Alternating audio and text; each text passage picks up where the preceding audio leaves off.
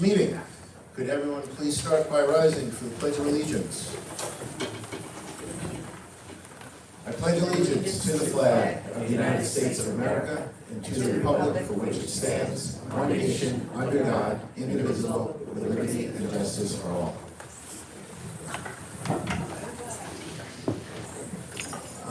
As we start, I'd like to turn the microphone over to Mr. Ira Chekler with some warm and heartfelt messages.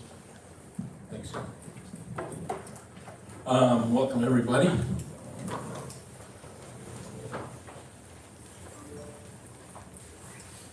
First of all, let me say this. For those of us that knew Debbie Wanderman, and Harold will vouch for this, the last thing in the world she would want tonight is a moment of silence.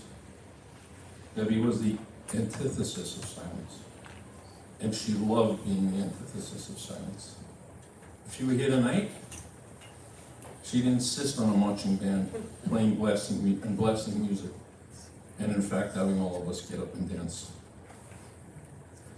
At her funeral, Debbie's three grown children, Rebecca, Scott, and Nicole, gave honorariums that any of us as parents would love to hear our kids say about us.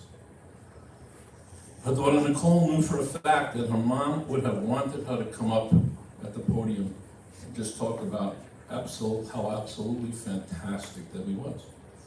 How did Nicole know this? Because Debbie told her. She said, Nicole, when I die, make sure you remind everyone at my funeral what a fantastic mom I was. And that's what Nicole did. Her daughter Rebecca spoke about her mom taking all four of her grandchildren for sleepovers at Harold and Debbie's house every Friday. Not every other Friday, every Friday. So much so that her grandkids have grown up today thinking that the day after Thursday is not Friday, but Grammy Day. Her son Scott spoke of how after a bad car accident that he had in his 20s, just out of a coma, his eyes swollen shut and tubes in and out of different parts of his body, Debbie insisted that he get out of bed, stand up, put one foot forward in front of the other, and literally made sure that Scott, Harold, Nicole, Rebecca got through that entire unfortunate episode. They bragged about their mom. And this is her, this is them, not me. They said she was paranoid. They said she was narcotic. They said she was crazy. They said she was rushing and always late. And they loved her to hell. And she loved them right back. Forever she did. And those of us who were her friends, we knew this too. She loved her husband, she loved the kids, she loved the daughter-in-law, son-in-law, an incredibly special place she held for her grandchildren. She was the first one on the dance floor at our kids' bar mitzvahs, at our kids' weddings, at synagogue. She was the Guinness Book World Most Persistent Person. She loved her food well done, her condiments on the side, and she always wanted extra napkins. And we watched sometimes in our own terror as she gently and lovingly terrorized the waiters and waitresses at the diner to make sure they got it right. She was our friend. As an occupational therapist, the word no was simply not in her dictionary. She refused to yield. She would not fail to turn over any stone to find the right results for students here at Jericho for 30 plus years. She was a force as a friend, as a family member, as an occupational therapist. She was a force to be reckoned with in this community. We're going to miss her. Forever we will. I would invite anybody that's here to come up and have a few words if they are so inclined.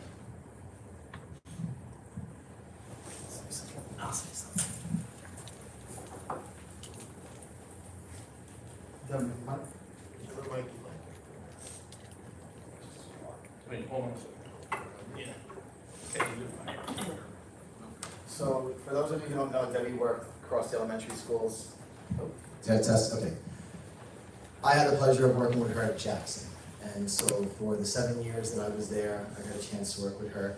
And I'm telling you, for someone who, and I never knew how old she was, but she walked that building like she was 20. And she was fast, and she was never stopping, and she kept going from session to session, student to student, classroom to classroom. And she always, the big thing about her, that anyone, any colleague in Jackson would tell you, she always spoke about the children in the most loving ways. It was never what their challenges were, it was never what their disability was, it was what they were capable of. She sat in CSC meetings and advocated for kids to always have more. So I just, as her principal, as a principal of that school, what a beautiful, beautiful person, loving soul. And I just want you guys as a family and anyone in this room to know, she will be tremendously missed, and she's an amazing asset to this community. I'm really thankful that you guys are talking about her, you guys are remembering her. Just as a person who knew her, my last interaction with her was towards the end of the school year, a couple of days before school closed. I signed all the timesheets. She told me to have an amazing summer, and she actually told me that you're a great principal. Those are one of her last words that she said to me. And so I take that with me, and I really did love her, and she's a fantastic person. So to her family, she was just beautiful, and know that she was the best at what she did.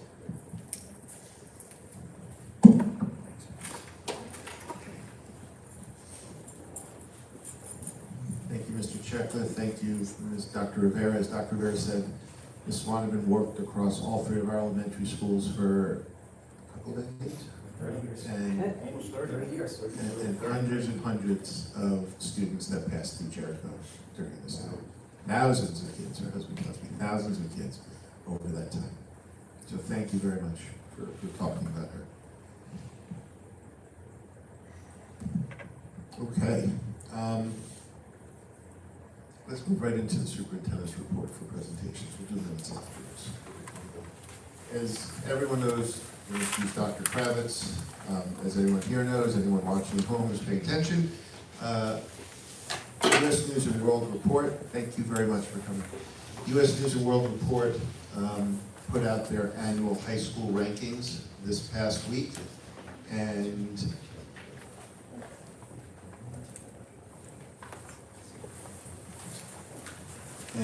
there were some surprises.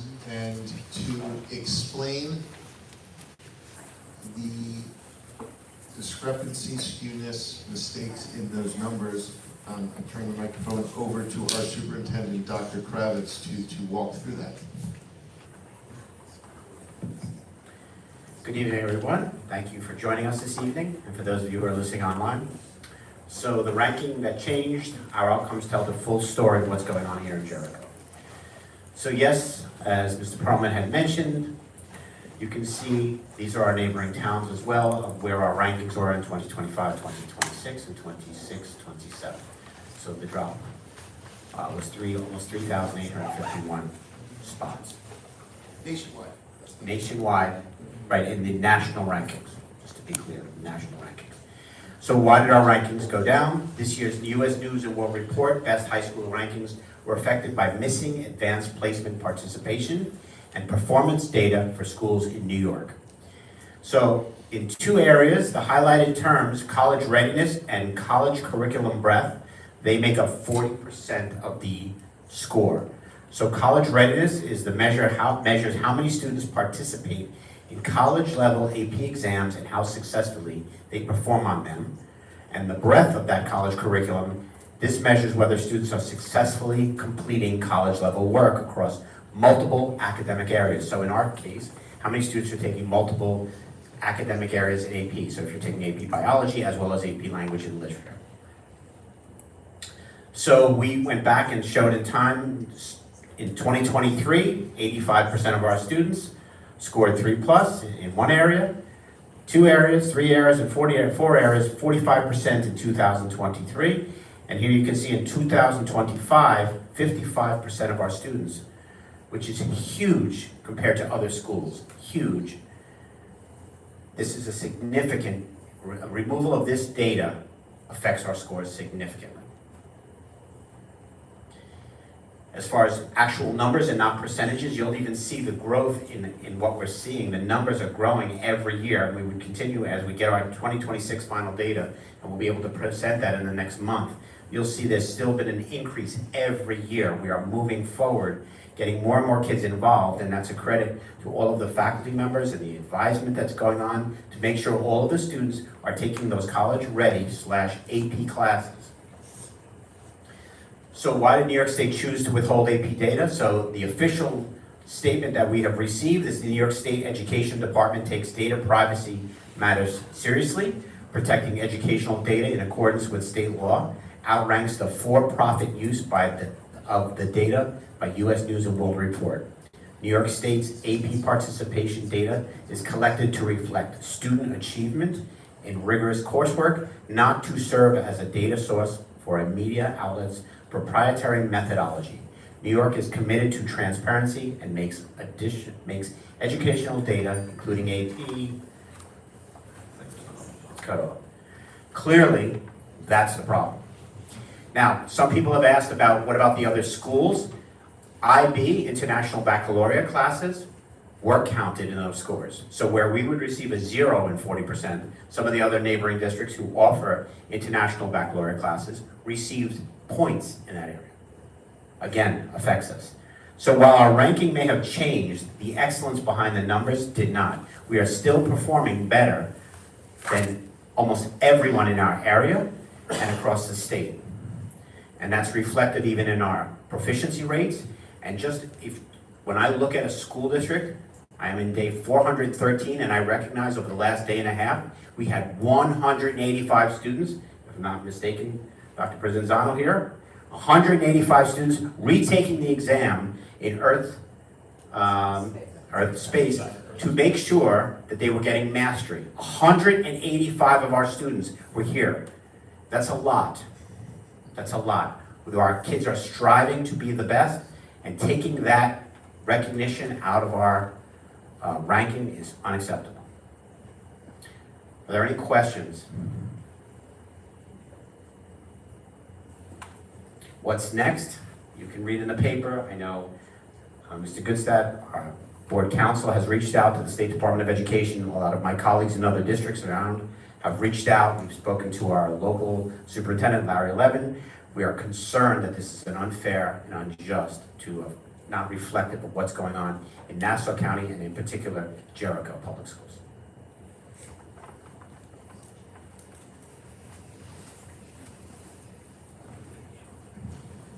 Thank you very much, Dr. Kravitz. Just to expand on that a little bit for some of the questions that I've received over the last 48 hours, Dr. Kravitz answered many of them. This was a statewide issue, but given that many of the strongest performing districts in New York State are here on Long Island, particularly the North Shore of Long Island, it affected us and our neighbors most severely. Recognize this was not a decision by the Jericho School District. We did not know about this till 7 a.m. on Tuesday morning when the rankings came out. We did not get word of this from New York State Department of Education. We were not told about this by U.S. News and World Report. 46 out of 50 states did provide their AP numbers to U.S. News and World Report. The only 4 states that did not were New York, Maine, Vermont, and Colorado. And when you think of states that are similar, you certainly don't put New York State in the same basket as Maine, Vermont, and Colorado. Dr. Kravitz has shown you what the official statement from New York State Department of Education was. They put out a 3-page memo explaining it. It was gibberish. Those of you who attended these meetings before understand. I will point out the positives and the negatives in New York State Education, Department of Education. Clearly, this was a decision either through malfeasance or through intentionally trying to accomplish one of their myriad twisted goals. We will do our best to make not only members of the Jericho community, but members of the surrounding community, people who are looking at our schools, who want to move here, who have always wanted to move here for their schools, to understand the deficiency in U.S. News and World Report's rankings. That will include whatever steps we need to take from a public relations or communication standpoint. We welcome questions from people, we welcome suggestions from anyone here who has concerns, and I know this caused a lot of concern on Tuesday when it came out.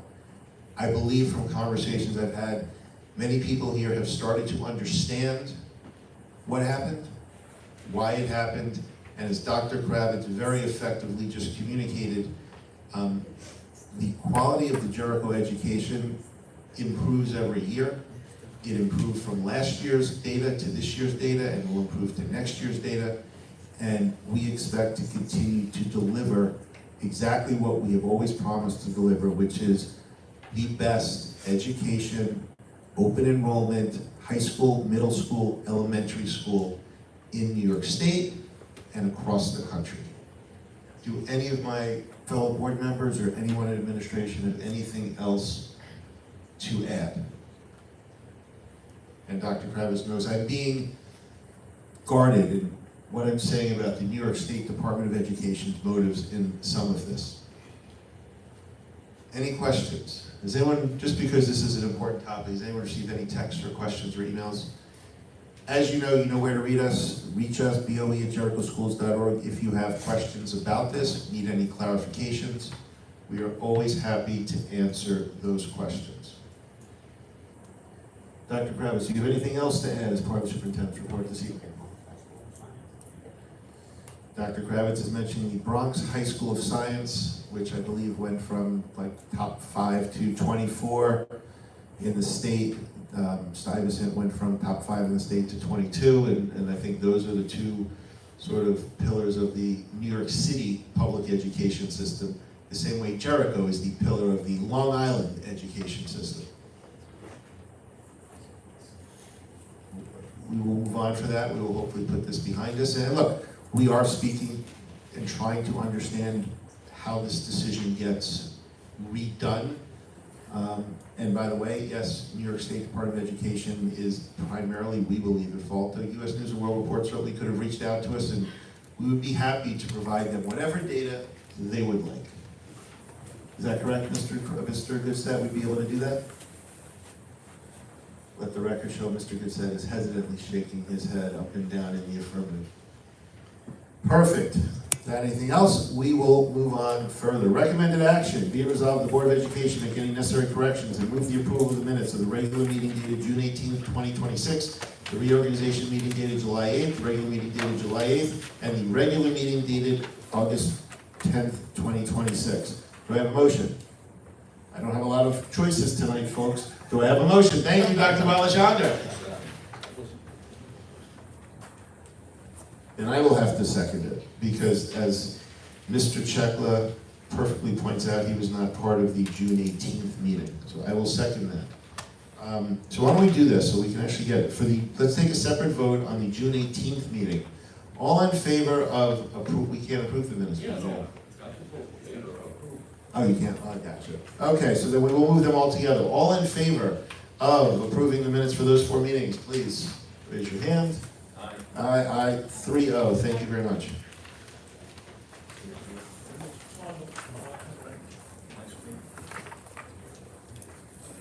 Opportunity for the public to be heard. If you'd like to make a comment or ask a question, please approach the microphone and tell us your name, and if you're representing a specific group, your affiliation. If you would like your statement to be included in our board minutes, you must hand a written copy of your remarks to our district clerk, Victor Manuel, before leaving tonight. As always, public discussion on matters relating to staff and students during which their reputation, privacy, or right to due process or those of others could in some way be violated is prohibited. Yes, yeah. We can ask questions. You can ask anything you like, absolutely. So I can ask it here. So there's a lot of turnover in our school staff. I just wanted to ask the board if we can provide some context what's happening here. I think it's affecting morale. There are a lot of questions, right?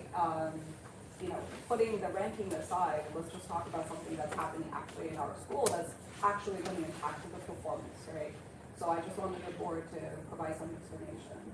There are a lot of good people who are leaving. We love Dr. Rivera, and I know high school, there was also principal change. So can you please explain?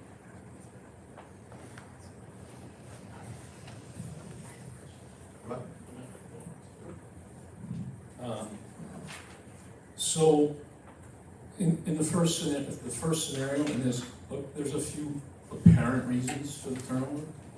Number one is, if you look at the history of school districts around Nassau County, you have a change at the highest level, you have a change in superintendent, somebody's been here for 30 years, there's gonna be turnover. There's gonna be turnover. That's number one. Number two, if you look at, again, I'll use Dr. Rivera as an example. He's moving on to a place for a bigger job. It's a promotion. And again, we could go down the list, but you have people that moved on. Dr. Sapienza moved to become a director or an assistant superintendent at another district. Some of that is clearly related to moving up the ladder and the ability to do it at a time when there's a change here. It happens. You know, there's not just promotions. There's what goes along with the promotions, and that's higher levels of salary. There's sometimes people move to work closer to home. There's a whole abundance of reasons, but I will say that many of it is because after a 30-year run, there's going to be change. It happens. It happens. You're not answering my question. That is, that's a very generic answer. I work in the corporate America and I know what that means. I think I'm curious, what is the board taking? What actions are you taking to keep the good people? These are not people who have been here for 30 years that they naturally retire. Or, these are people who haven't been here for a long time. I get it. So for the good people who are going away for better opportunities, why couldn't we provide them opportunity here? We have a legacy here. We moved to this district because of the legacy, because of the good people who are building, this district to be the best on the island. So now we're seeing a massive change in this 1 year, right? So how can we ensure that we have to retain the good talent, the good teacher here and the administrative staff? And what actions are we taking? Are we trying to keep those people? I want to hear specifics. I get it. People move on. If I get a better job offer, I would go. But my company would have tried to keep me. They would have taken actions to keep good people here. So I'm just curious, what actions are you guys taking? I very much appreciate the question. I understand your frustration. You also have to understand that there's a certain amount of information about personnel matters that we can talk about. Let me talk about a little bit about what you're saying. Yes, what you're saying about the senior administration could be interpreted that way. One, the people who are day-to-day in touch with your students are our faculty members. As historically we've had very, very low turnover in faculty. So the people that are speaking and dealing with your children on a day-to-day basis are the same people that would have dealt with them a year ago, or 2 years ago, or 3 years ago. To Mr. Chekla's point, this past year, we included Mr. Kornblum as our new athletic director. We had Mr. Larkin as our new director of technology. We had Mr. Mendonis as our new assistant principal at the high school. 3 very high-level employees that turned over, that were with us this past year, that aren't going to be with us, that are now with us. This year, in new positions, we have Mr. Cohn returning to the high school principalship. Who else do we have new this year? I'm trying to remember. And we have Mrs. Sharfstein as the new principal at Cantiag, and we expect to have a new principal, as you pointed out, Dr. Rivera, at Jackson this year. 3 people last year, 3 people this year. As you pointed out, we've had a couple of people retire who will be retiring at the end of this year, so that next year we will have 2 new positions, which would be, I'm sorry, I apologize, we also have Mr. Zawicki, who came in as our new head of HR when Mr. Cohn moved to the high school. Next year we'll have 2 senior positions that we know of today that will be open. Assistant Superintendent for Business Affairs, Assistant Superintendent for Curriculum and Instruction. Again, as Mr. Chekla said, not necessarily atypical of what goes on in a district, and certainly what goes on in a district when you have a change in the senior person in the administration. What you've seen here, and you can look at it, our desk has gotten much bigger. When you say, what have we done to do it? We've tried to beef up our team. You said, well, how come we don't promote them? We do have people. We have Ms. Clementi up here, who used to be director of PPS. She's now assistant superintendent for PPS. We have Dr. Prizanzano, who was at the high school and is now assistant superintendent at the end of the day for innovation and administration, and I apologize, the third, analytics. Again, trying to continue to move the district forward by making those moves. So the board cannot control whether or not someone wants to leave for another position or a promotion. As you said, in the corporate world, it's a lot easier because you can expand, you can create new positions. You can find someone who's going to do it. At our district, we created 2 new assistant superintendent positions, but we don't have unlimited capacity to do that. Similarly, we cannot determine when someone decides that they want to retire. It's out of our place. Are you going to say there's some reason, something that we're doing? That's an analysis or a decision you're going to have to reach on your own. What I will tell you is, and I don't know which school your children are in, they'll go in there if they were in Seaman or the middle school or even high school. They're going to see most of the same faces every day that they would have seen last year or 2 years ago or 3 years ago. And I expect next year and 2 years from now and 3 years from now. I welcome all the new resources and the new blood and the new information, the new talent coming to school. And I've also know Ms. Clementi. Yeah, Clement. You know, so these are all good additions. I'm talking about there are people, and not about promotion or not about people retired. Those are the natural reasons. It's more about and I don't want to get into anything political or if there's any personal reasons of people, you know, why they leave. It's more about, you know, during the time of change, I expect some level of turnover, but this year felt especially hard with a lot of people leaving, and a lot of the good people we do interact with, not just the faculty. You know, of course, you know, being on the PTA, I've also had the opportunity and pleasure interacting with a lot of you, and I know you guys are all dedicated. I think, but there are also a lot of good people who are leaving on their own. So I just wanted to, you know, I think you give me the standard of response I expected. I was looking for something more specific. You know, what are the procedures to take in place, are already in place to make sure we maintain the good talent and the resources we have. And you mentioned that you created new additions, you know, new positions for assistant superintendent, great. And that's how you beef up the, you know, the whole administration and beef up the whole place. So again, Please, no, I'm sure, I'm asking, just like you asked some of the things we're doing, that's one of the things. Please give me some. So like, my daughter's entering high school, and all of a sudden, you know, on orientation, well, this is the last time I'm gonna see you guys. It created uncertainty. I don't even know the principal. We don't have said that. Cummings? Oh, okay. I don't even know him very well. I know I heard good feedback, right, about him, because my daughter is only entering high school. But it's created uncertainty. And then, you know, end of the school year, you get all the emails, everybody is retiring or resigning, and then before the school year starts, and then more people are leaving.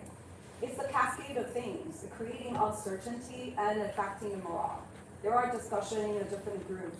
A lot of people maybe don't want to take the heat, you know, like me, or asking these questions on the board, but I just think You should ask these questions. I'm here, I'm asking these questions, and I just don't think I'm getting the answer I was looking for. And again, I don't want to get into anything political or personal reasons. I want to make that clear. Just give me an example of what you think I'd be able to say. The cascade of things that I have felt uncertainty with the stability and also the legacy I've created in Jericho. That's just how I felt. So that's I understand that, and that's why I'm trying to say that if you look at the last 3 years, yes, there's been turnover. One of the things that's affecting. Not at the this year. One of the things in Jericho, no, because as Mr. Chekla pointed out, there's been an administrative legacy that went on for a certain amount of time, where there wasn't that turnover. I understand your concern. As Mr. Checkler pointed out, when you look at, you said you work in the private sector, when the CEO of many companies change, you have many people at the senior levels who leave those companies who don't want to be there. I'm not saying that is what goes on in a school district, but when you said you're in the corporate world, where I come from, I saw that all the time. It was, whether it was people who didn't get the top job, whether it was people who didn't like working with that, or just said, you know what, now's a good time for me to reevaluate what I'm doing because the company is doing that. But in terms of, you're saying you don't want to get into specifics, or I can't get into specifics, so it's not a matter of not wanting to, that would be the only way you could answer that question. And if you're curious as to why, I encourage you offline, go talk to the people that you know, speak to them about it. I think so. So, I do think change is sometimes difficult. It is difficult. But I'm going to give you a little bit of sense of history here. So I served on the school board in the year 2000 to the year 2006. And again, I've been attending meetings here ever since that time. So I'm now here almost 30 years. When I first moved here, there was a second year superintendent, there was a second year business official. And the two of them stayed here 30 years. And again, perhaps it's just, the ill fortune that and again, I don't look at it as ill fortune, it's just the timing that, their retirement time came, and we've hired new people. I'm here, again, this will be my 30th year here. We've only had 3 business officials in 30 years. It's somewhat remarkable. It is. The fact that we had a superintendent for 30 years, it's, in today's world, it's unheard of. The average span of a superintendent is about 4 years now. 4 years. And again, that's historical, it's factual. It's, I'll say it out here. I don't think anyone up here wanted Dr. Rivera to leave, but he got an opportunity somewhere. And it's a promotion. And again, I'm in the private sector myself, and it is a bit different. In terms of keeping people here, I'll echo Sam's voice in that. Our faculty stays here. They do, they stay here. And I will say, some of the genius of them staying here and the legacy we built here was built not 30 years ago, but 50 years ago. There's provisions in the teacher's contract that encourages people to stay, rewards people to stay. There is. And again, I would assume you could take a look at online of the collective bargaining agreement we have. There's reasons people stay here. There is. But it's not an unlimited barrel of goodies that keeps people here. Again, the faculty stays here because this is a place of high learning.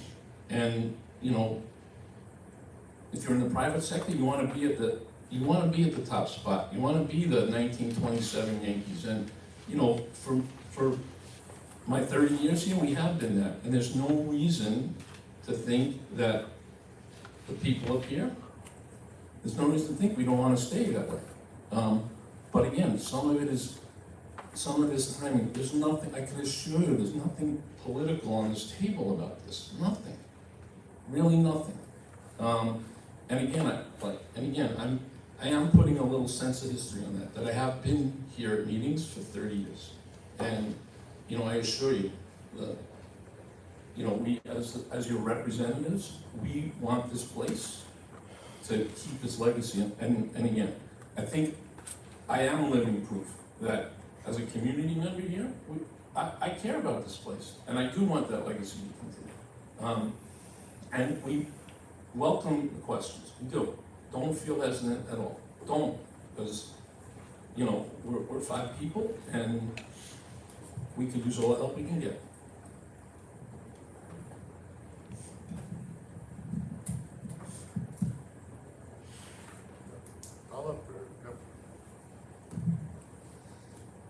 Anyone else? We shall close. Opportunity for the public to be heard. couple of quick things before we move on to the business calendar. As hopefully everyone knows, first day of classes will be Monday, August 31st. We have the rollout of our new technology universe happening on the 31st. If as a parent, as a teacher, or anyone you are unclear as to what your technology product will be, please contact your principal and they would be happy to help you understand it. You should be receiving any day now your calendar for the your printed calendar for the 26-27 school year in the mail. It is also up online.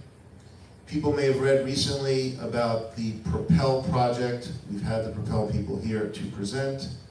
We have heard from community opposition on the North Shore. I encourage you to educate yourself about the project if that is something you want to follow. High school schedules. Your children or you should have received your child's high school schedule today. I think middle school schedules are going out next or later next week. Finally, again, Can I ask you a question about sure. the school schedule? Is it rolling out on the schedule? Because I know some people get it, I didn't get it. What are we talking, schedules? Yeah, the high school. High school was, I believe everyone got it. Maybe that, so it might be that the ninth grade you said? It might be you're getting an orientation, which is orientation Monday? Okay, I yeah. apologize. No, it's okay. I believe you'll get an orientation on Monday. Sorry about that, Dr. Joe. Finally, for the seniors, parking passes will be getting distributed starting next week to seniors. Senior parents, I encourage you to refer back to Dr. Kravitz's presentation from last year. You must be at least 17 years old to drive to school. You must be at least 17 years old with a full license to get a parking pass. Parking passes are non-transferable, and speaking for myself and I believe for the board, we as a school will not tolerate any threat to the safety of our students or employees by people driving on our campus who should not be driving on our campus. With that said, unless my colleagues would like to add anything, we can move to our new business, since as always we are effective and have no unfinished business.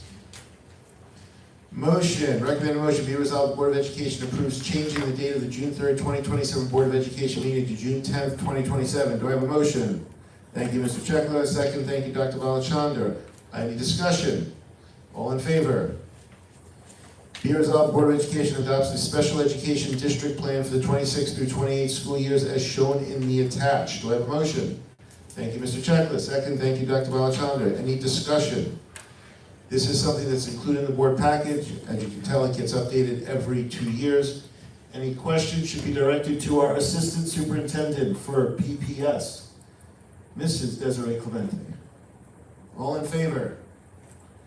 Thank you. 3-0. Recommended motion, be resolved, the Board of Education accepts the first reading of the following policy. District Code of Character, Conduct, and Support. For those of you, do I have a motion? Do I have a motion? Thank you, Mr. Chekla. Thank you, Dr. Balachandra, for the second. The second half, you will make every motion and you'll let them second. Any discussion on our new draft of the Code of Conduct prepared by our ever reliable law firm of Ingerman and Smith, or is it Ingerman and Smith? Doesn't matter, no I am. No. No I am. As everyone who remembers this from last year, this is quite a comprehensive 50, depending upon your format, anywhere between 55 and 60-page policy. Once the board adopts a full policy, there will be more succinct and direct policies that will be delivered to students, whether they be elementary, middle, or high school. But with that, any comments? I would just encourage people who are here and who are listening to read. And, It's a first reading, it's not adopted yet. It may be subject to comments, criticisms, approvals, modifications. Don't be shy. Send an email if you have some comments. They'll all be considered. Just a point of information, after the first read, it needs to be open for public comment for a period of 30 days. So the public will have the ability to read and review before the board actually gets to accept the policy in 30 days. We will expect to be, we're gonna have an open forum before our board meeting on the 23rd, correct? Correct. So September 23rd, we have a board meeting scheduled, we have a separate public forum to discuss the what? Public hearing. Public hearing, to discuss the code of conduct with the hope and expectation that we will then adopt the second read afterwards when we have a board meeting. Correct. Please, go ahead. Dr. Balachandran, please go ahead. You had mentioned that we're going to summarize it and it'll be distributed to students, but I think what's emailed to parents is a link to the full policy. Can that summarized version also go out to parents? Just because it is quite lengthy for something we're expecting people to follow with fidelity. You're talking about when we're drafting it, or you're talking about after it's done? After it's been accepted, Absolutely, I think that. a summarized Yeah. version in addition to a link, just. Absolutely, as everyone knows from last year, we all thought it was way too lengthy, but Ingerman Smith believes that this is the way to protect the district, and we will find a really efficient way of communicating this to all of our community members. I mean, generally speaking, this code of conduct and most code of conduct in school districts are the general Bible. What goes to each school is different. Obviously, there's different things for different grades. You don't need to have all the things that are in this policy for your lower levels. A lot of things are required. For example, there needs to be provisions regarding suspension for children with disabilities, regarding visitors, searches, all stuff that might not be in a code of conduct per se at the high school, the elementary school, the middle school. But you still need that overarching book on top, which has the whole expectations for the entirety of the district. But again, a lot of these things will not appear in some of the other documents. Along Dr. Balachandran's line and I apologize, the pagination is different in the board package versus what you had sent us a little earlier. We have a section, letter B, parents, persons, and parental relations. Yes. Is there any impact of a parent violating any of this code of conduct where any repercussion would fall upon the student? Or is this purely sort of our, I forget what we call it, aspirational? And look, we hope that everyone, parents included, are helpful to help create the community that we all believe that Jericho is. And again, these are the aspirational goals. These are not disciplinary in nature. This is what we're expecting of everybody in order to help the whole community go. When it comes to potential issues in which there might be repercussions, that would be more on page 13 under prohibited student conduct, and then with regards to visitors on school property who violated, when we're towards the back of the policy where it's listed under public conduct on school property, starting on page 47. Okay. That's where there's potential repercussions for failing to comply with the policy. Okay.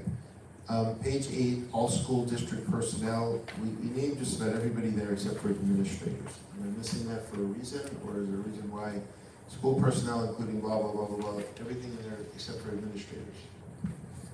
Because administrators are on the next page, page 9, where it says principal administrators. So all school district personnel, which the clerical, teacher aides, assistants, bus drivers, security guards, hall monitors, custodians, and all support staff do not have their own individual carve-out sections. The same way teachers aren't listed in C as well. So teachers are listed in D, superintendent of schools is listed at H, dignity act coordinator is in G, school counselors, psychologists, and social workers are A. So everyone has their own, that's why they're not specifically carved out. Okay, so along those lines, in part F about principal administrators, F3, the principals and administrators are expected to provide support in the development of the code of character, conduct, and support when called upon. I believe they were called upon. Did we get any input from any of our administrators or principals? Okay, I'm sure we share, but I'm saying to the best of our knowledge, we have no changes. Perfect. What's that? They're giving thumbs up, It was shared, we saw it. And just to clarify with regards to your comment before, Mr. Perlman, if you read all those sections, it does say in addition to the responsibilities set forth. in Yeah, no, the absolutely. Yeah. Good. So everybody's subject to the Correct. all school district person section. Sarah, Yes, sir. before you go on to F, can I Go ahead, of ask course. something about E? Yep. On page 16, under the examples of kind of reckless and prohibited. You're on a different E. You're on, we're on E on page 9. My bad, sorry. I was a little confused for a second, too, like. We're here, and I need school counselors, school psychologists, and social workers, yeah, so that's true, and then we're on Yep. principal administrators. Yep. We will get to that in 1 second. In here, and just on Board of Education, expect to, the consistency of its implementation under number 3.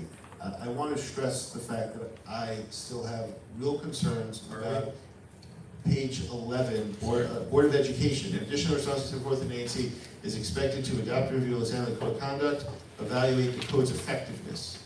And I want to stress again to the superintendent and administration, I believe the effectiveness of our cell phone policy is dictated by the New York State. I would not give it a high grade for the effectiveness. And I'm hoping that that will improve as part of our evaluation. This year, the administration has been working with technology to create the online version of keeping track of every disciplinary action and anything that was taking place, which will allow us to evaluate and look at our numbers and get our baseline. Prior to that, there has been no uniform mechanism among all the schools to track everything. Now we are using one program to track all of those things. Under dress code, where it says it shall be, enforcement will be the responsibility of school administration. Is that building administration? Is that every administrator? It can be whatever you want it to be, and I mean that.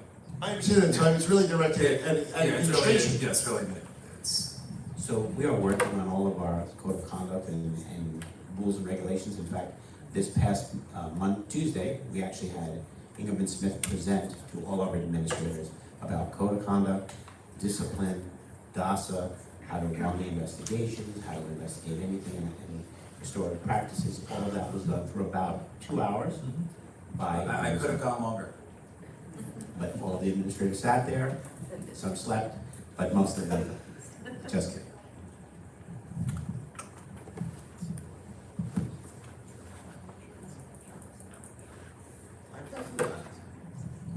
Not at all.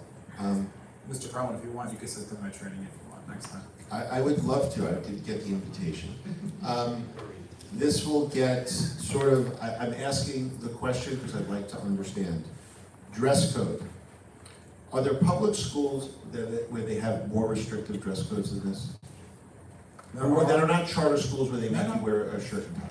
There are, and there's some that are not. Again, this is up to you. What you want to be in the dress code is, I put together a guide. It's up to the district as to what they want their dress code to be. Obviously, you want everyone to, wear clothes. But I know I say that, but sometimes, not here, but some places they don't. But ultimately this is pretty run of the mill. It's not, there are some more, some less, but.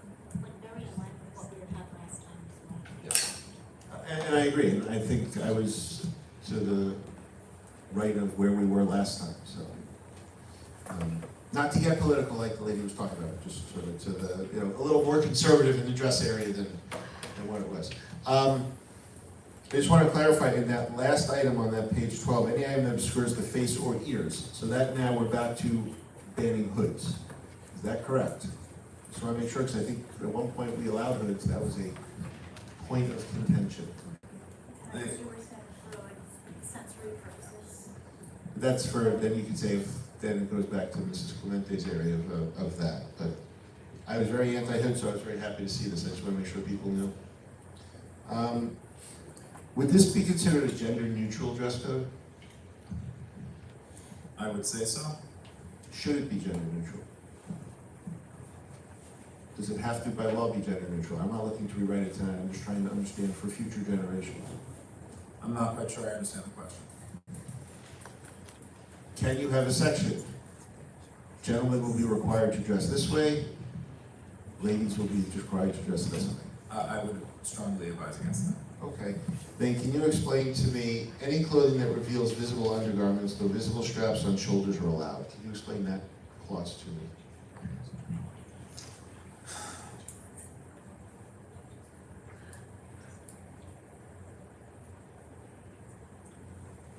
We'll move on. I think it's referring, and again, I don't wear clothes that have straps on my shoulders like that, but I believe that there is the ability there are clothes in which straps are showing.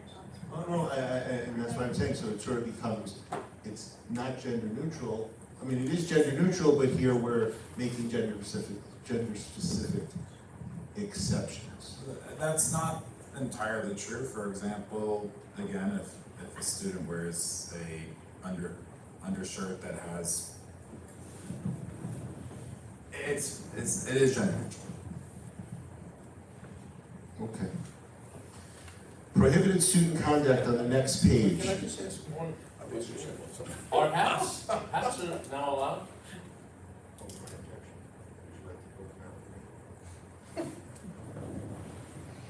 So it's not hats and coverings for religious observances. Hats are okay.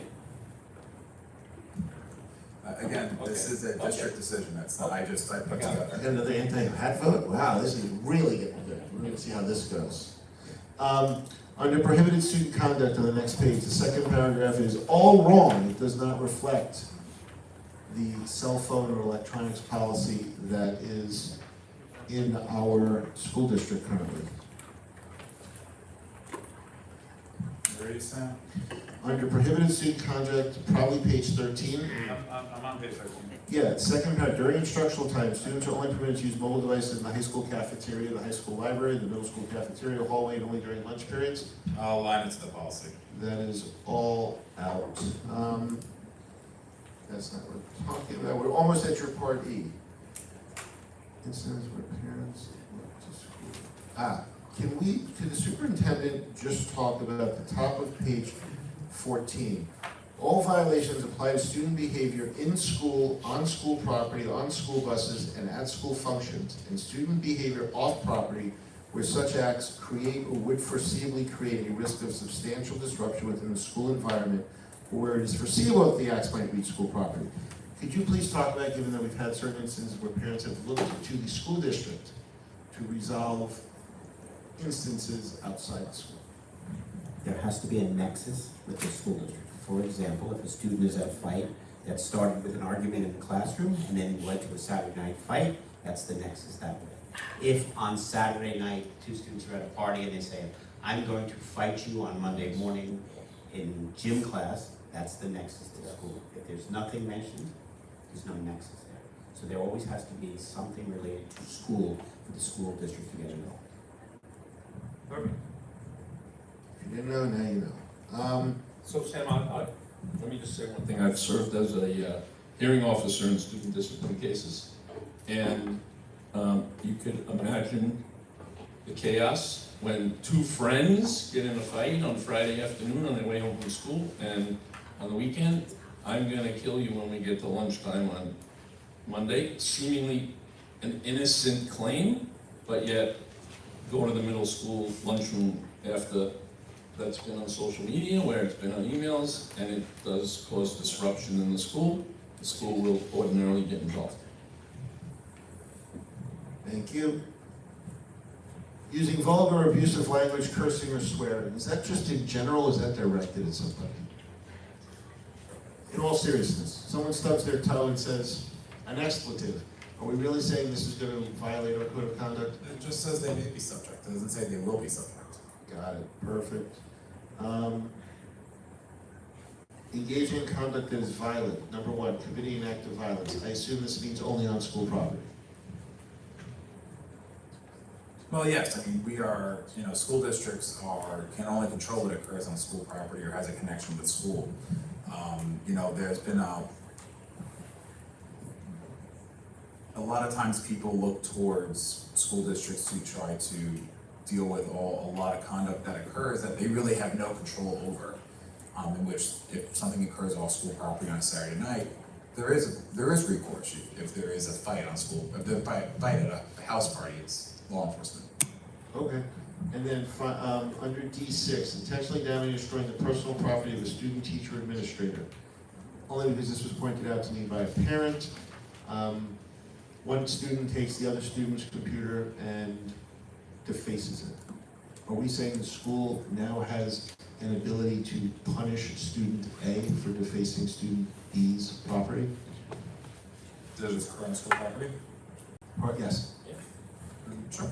The reason I say this is because I've been told by a parent, or a couple parents, where they brought that complaint and the school said, oh, that's not our business, we have nothing to do. Okay, perfect. I think we're up to 8. We are. On page 16, right, E? Should there be some language added about using, I see a lot of like e-bikes and motorcycles being used on school grounds. Should there be language in there about either prohibiting use of those on school grounds or reckless use or just even reckless driving in general on campuses? I mean, that's something, we can definitely do that, I have no issue adding that. I mean, obviously, technically school districts, if they wish to not have e-bikes, they can. Obviously, it's ages 16. So we can add something about that, that's fine. I'm shocked that's not somewhere else, but no, that's fine. I can see it, did you? I didn't see e-bikes. I think it might actually be more in the visitor section as opposed to, There was something about bikes, but I don't remember. I think by then even I glazed still has it. mopeds and motorized scooters. So do we want to do anything? Well, there is law, there's New York There is State law, there's about law, it. and if the board wants, I mean, I have drafted policies in other places regarding the use of motorized scooters and e-bikes on school property that I can show the board and potentially bring forth to consideration, which we just link to this code of conduct as opposed to a standalone. I don't know that we did with the policy, just prohibiting their use on school grounds. Again, I have no issue, it's up to the board. I would say so. It's just, as Dr. Balachandra, the expert in the medical profession, knows it's a safety net. You want to know. Especially when these kids are wearing helmets. Do you want it totally banned? Is that your? I don't think you're allowed to use them on private roads, or you're only allowed to use them on roads, correct? That's my understanding. I mean, again, they're not supposed to be riding them on the sidewalks, they're not supposed to be, I mean, if they're coming into a parking lot and they're driving them on their parking lot like where they're supposed to, I'm not sure I see much of the issue, again, assuming they're of age, but again, I defer to the board as to what they wish to do. I'm with Mr. Big Steps. And obviously, 14-year-olds should not be Yeah. driving a motorbike, Yeah. regardless. Younger kids as well, so, I don't know, maybe having that language is, maybe in some way would be a deterrent. Put the language in. Just if you're over, as Mr. Checo said, if you're over 17 and you've got your license or whatever you need to do it, even Dr. Kravitz will be accepted. Under letter G, If you have your license and you're not recklessly using it.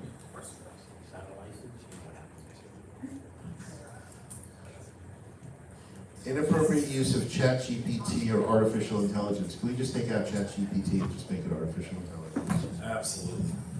And is inappropriate just open for interpretation?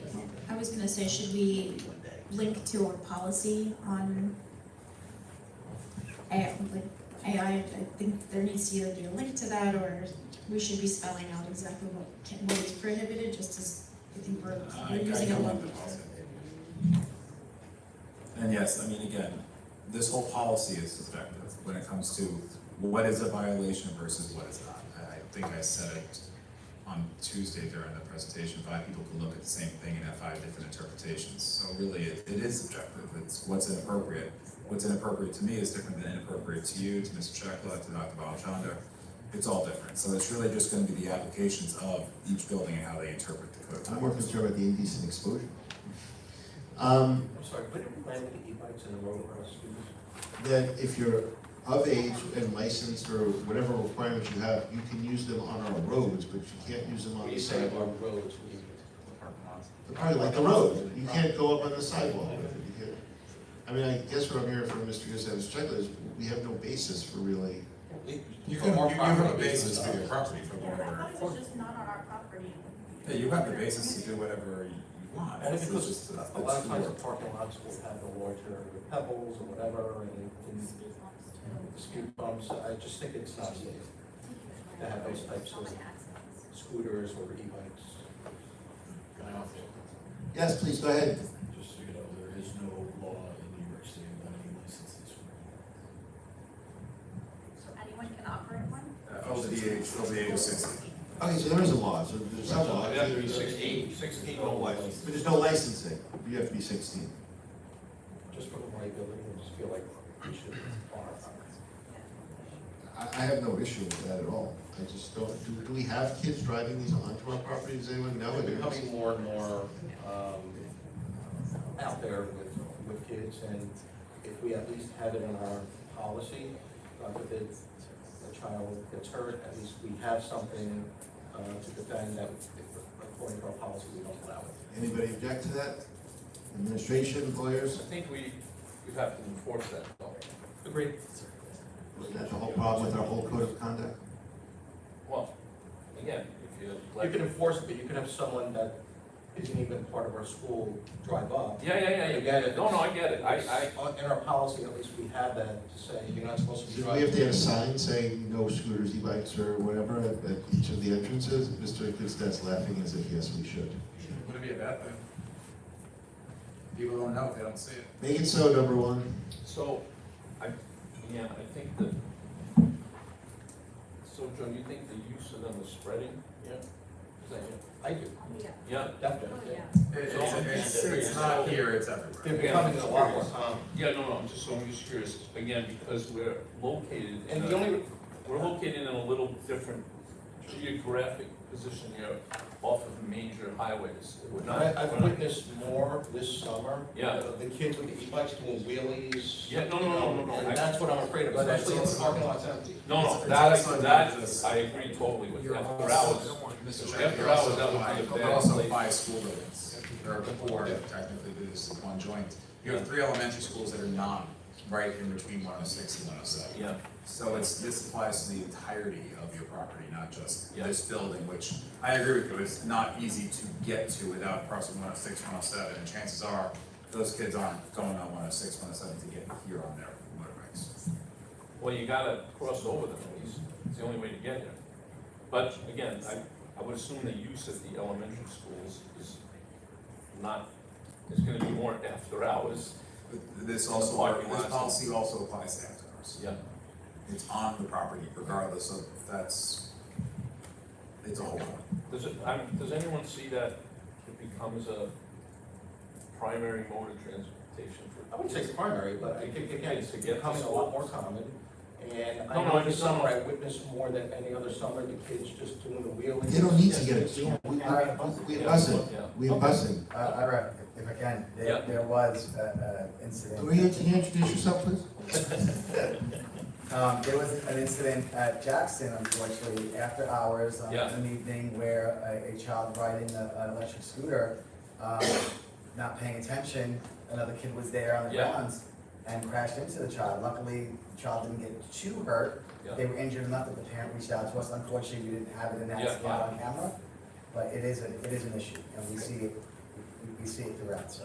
All right, Any I'm convinced. communication would be helpful. That's okay. Let's put it in there, and as part of this discussion, I'm gonna use my executive privilege to first extend an apology to the Canterman family. I have just been informed that these 3 lovely people I thought were new to our district and were thoroughly interested in board meetings. They, Mr. and Mrs. Canterman, have accompanied their daughter Mallory Canterman, right? Mallory Canterman, who is going to become a speech therapist, leave replacement at Cantiac, starting in 10 days. I so appreciate you coming tonight, Mrs. Cantor, Mr. and Mrs. Cantor, and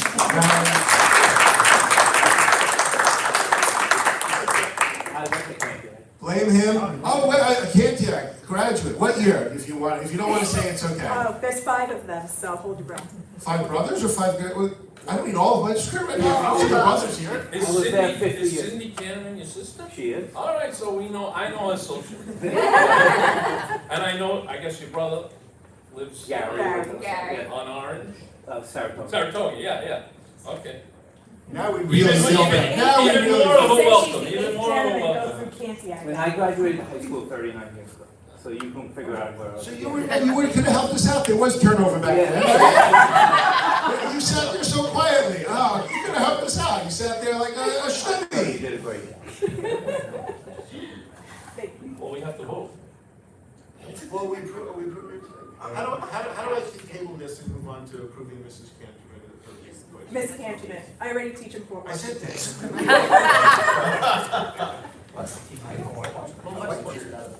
His wife picked up my first name.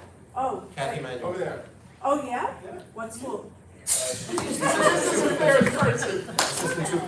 you've never been to a Port Washington board meeting? Clearly. I only worked there 26 years.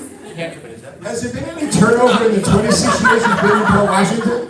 Not in the administration at all. The superintendent's never left. They're never in the Sorry, did I say that? And Sean Feeney's worked there as To answer your question, just make them. Okay, can we please make a motion to hire Ms. Mallory Canterman as a speech therapist leave replacement? Is she a separate motion on here? She is, What number is she? Yeah, I just want to read it, because we've tortured them enough. What patience, my goodness. Yes. Fantastic. As soon as your superintendent told me Ms. Canterman, I was right on it, so. It might be. Tell Gary, we didn't mean to keep his brother here that long. Where are we? In leaves of absence, non-instructional, terminal leave, everybody's leaving. That's a joke. Instructional PT, it's regular substitute leave replacement, it's Schedule G. Whereas superintendent of schools has recommended the following named instructional personnel be recommended for appointment as a regular substitute leave replacement teacher for the period indicated, now therefore be it resolved that the following be appointed to the position at an annual salary and at the period set forth. Does anyone know if anyone's on that schedule besides Ms. Canterman? G. I'm sorry, G, regular substitute leave replacement. Which makes their patients even more admirable. First grade teacher. Yeah, it's Schedule G. I just don't, I only print up the pages I think I'm gonna need. You know what, we're gonna approve the whole schedule. We're specifically gonna call out Ms. Mallory Canterman, daughter of Cantiac graduate of whatever the math tells me, daughter of Port Washington, 29-year tenured teacher or administrator? Teacher, no, teacher, no. What do you teach? God bless all the. First grade. Oh, wow. Yes. Good for you. Do I have a motion? Thank you, Dr. Malachandra. Second. Second. No? All in favor? Aye. Welcome. Congratulations and good night to the Canterman clan. Can I just ask which school you teach in? Salem. Salem? Put in a word for my principal. If you run into the business affairs, tell you met her husband. Tell her that I will be Mrs. Canterman, Peter Ware. I'll say hi to Pia. Are you friends with Pia? Yes. That's so, are you texting her right now? I'm not gonna, don't worry. I know. Good night.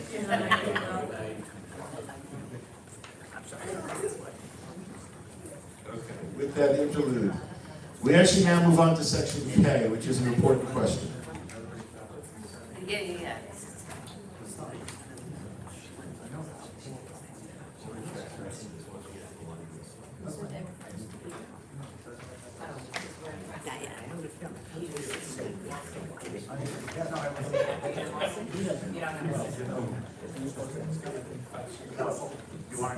Oh, sorry, what was your person fashion culture?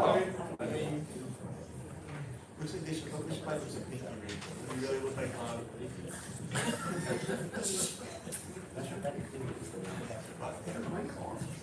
no. All right, moving on, let's go. No, we need to say, okay, page 19, this is important one. Engage in conduct promotes and encourages other students to violate the code or failure to report. Number 4, under the code of conduct, the student fails to report a known violation of another student that could endanger the safety, morals, health, or welfare of others. This is the don't tell one, correct? Yes, and this is the one, again, if the board does not wish to have it, the board can axe it, it's up to the board. This is one where I think there's 2 parts to it. 1 is the safety part, 2 is the morals part.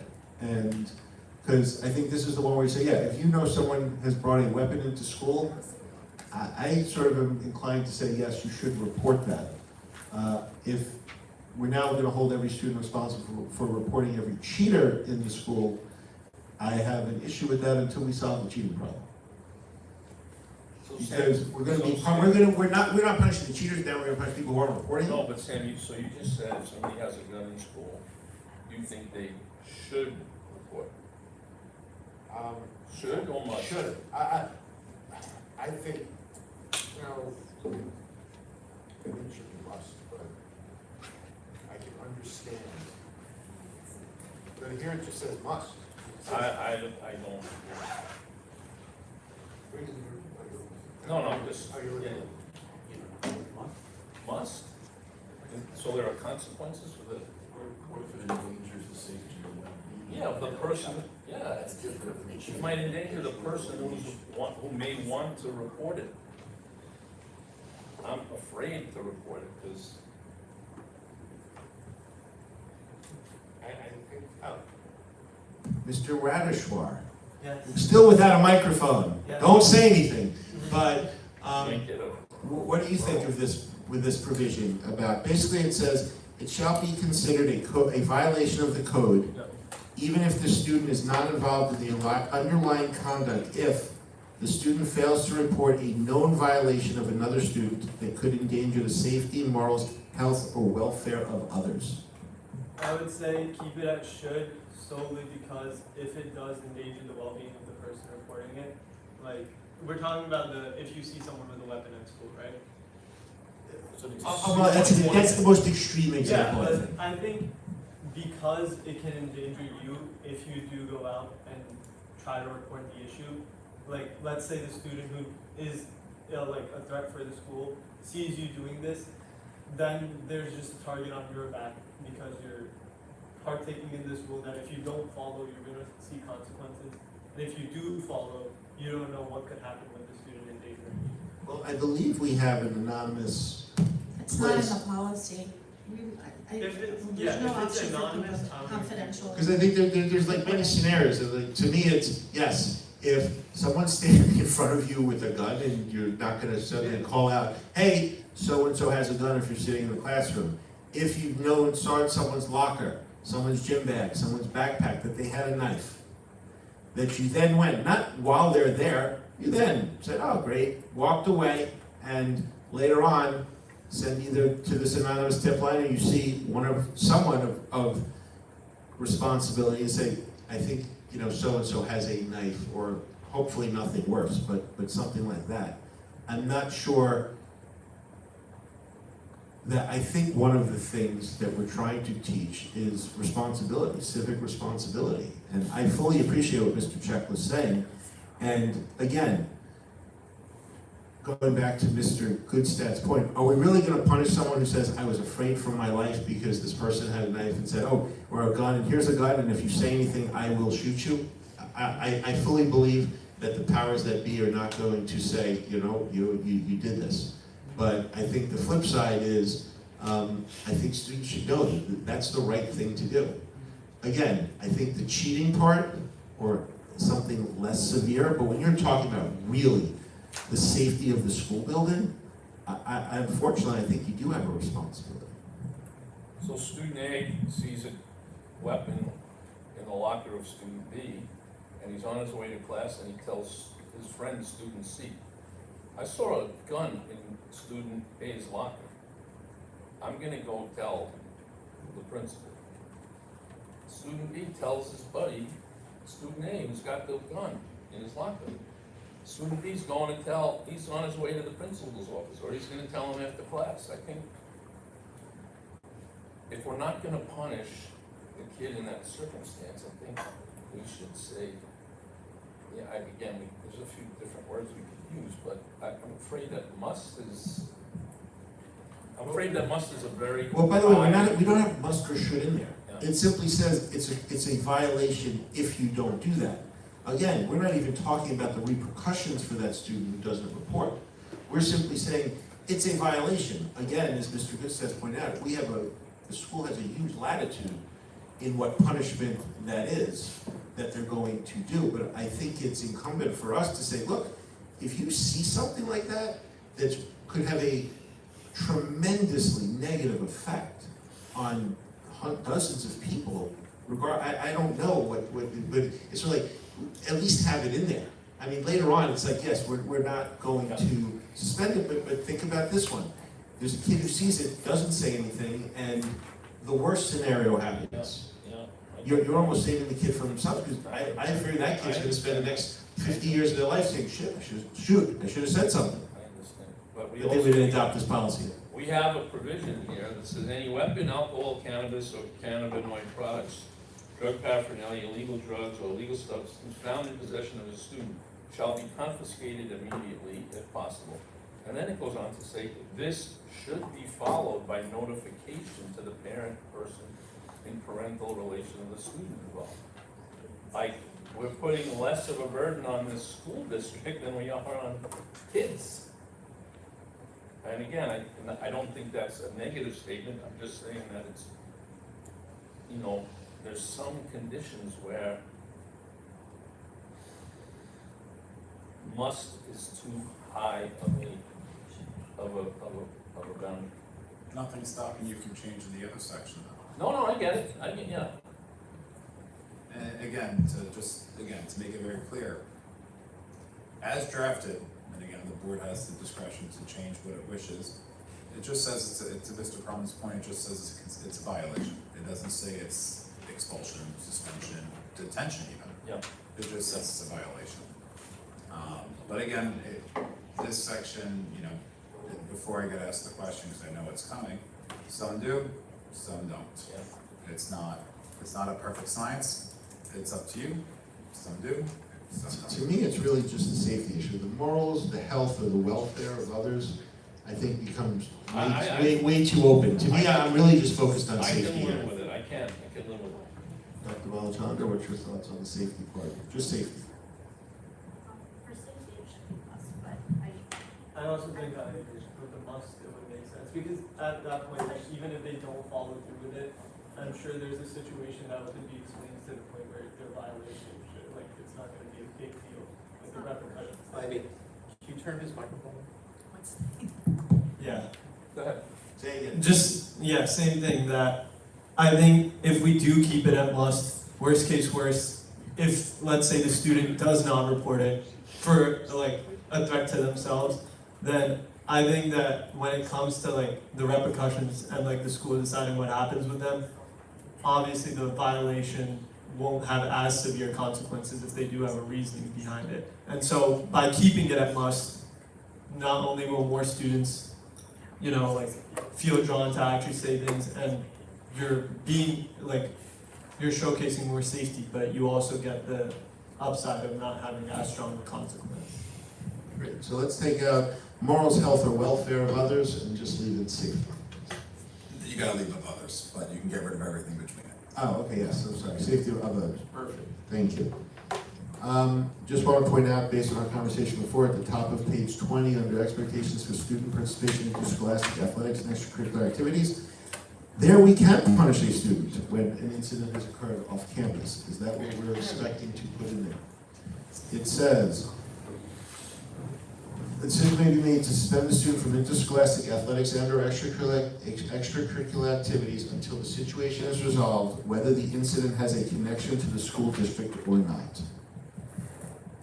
And again, generally speaking, when it comes to interscholastic athletics, there's a different standard than what occurs during the school day. We can't suspend kids from school, but there's a larger latitude for being a representative of the Jericho School District in those types of activities. And again, I have no issue with it, but I wanted to make sure that we're all on the same page and that you're comfortable with that, because we just spent a lot of time talking about the nexus. And again, I want parents to understand, they can't come in here and tell us we have to suspend the kid from school, but if they want to tell us to kick him off the XYZ team, they can at least make that argument. Of course, and again, it's always up to the superintendent, and in this case, it'd probably be the athletic director or the coach to make a determination as to whether it's the infraction itself is a violation. Let the record show Mr. Kornblum has given us the thumbs up. Even though it says do not coach, I assume it's still permissible to yell shoot when there's 1 second on the shot clock? Yes. Thank you. Is there a punishment for not acknowledging good plays by both teams? Where does this say that? It's number 8 on page 21. 8 under overall behavior expectations. We're halfway down. Yeah, I don't think it's I'm joking.